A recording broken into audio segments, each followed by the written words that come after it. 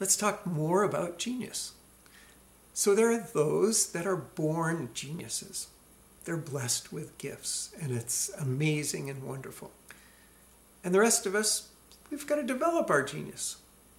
And we can through meditation, as I described in the last video.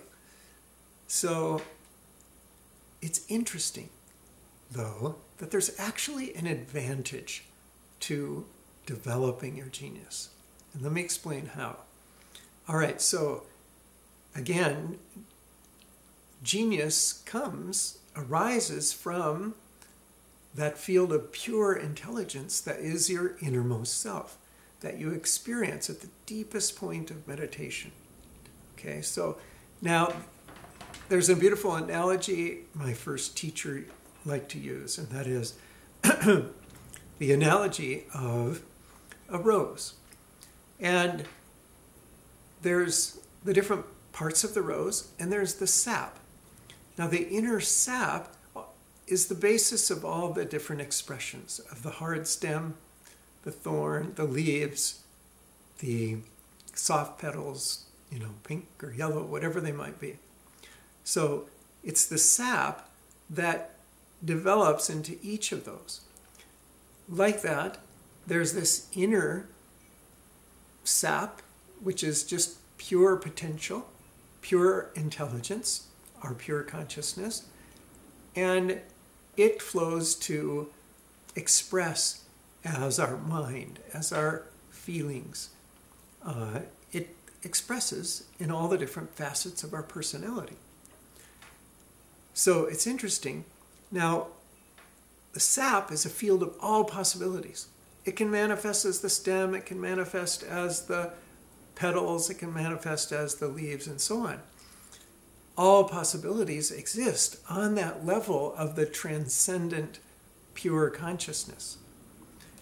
But as soon as the sap commits to a particular expression, then it's limited. Once it starts to become a leaf, it can't become a rose petal. It can't become the stem at that point. It's going to become the leaf. So it commits.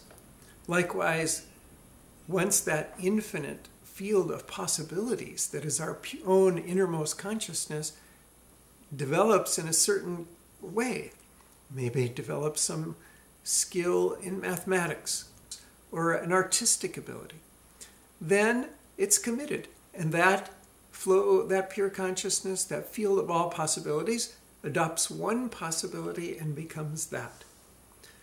So, and typically what happens when we're born with a kind of genius, all the juice of our life force, our prana, flows into that genius. And that is why it's been noticed that many geniuses have an imbalance in their life. They might be socially inept, maybe emotionally disconnected, whatever. They may have interpersonal problems. There's an imbalance just because so much of that infinite potentiality is committed in one direction, and once it's committed to that, that's what it is. All the focus goes there, and that's where the sap goes. But if we're developing our genius through meditation, then we're opening that channel to the sap of all possibilities, to pure consciousness, that pure intelligence with all possibilities. We're opening a wide channel to that. And that field of all possibilities, that field of pure intelligence, can start to flow in many different directions, depending on the activities of our life. If we're in relationships, it'll flow into that, and we'll develop more heart, more qualities of kindness, of patience, of understanding, of love. If we're focused on computer science, that intelligence will flow in that direction. In mathematics, it'll flow in that direction. In engineering, it'll flow in that direction.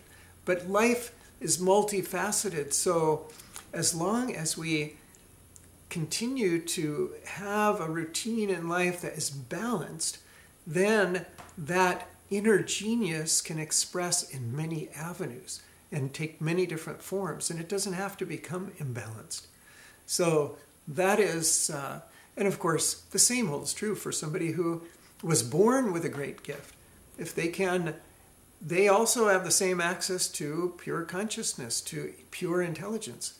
So if their routine of life can be balanced, and if they have a way, such as meditation, of accessing that ocean of pure intelligence, then, and keeping that channel open, then that pure intelligence will flow in many different directions for them as well. So no one needs to be an imbalanced genius, and everybody can be a genius. And that is the birthright of every person.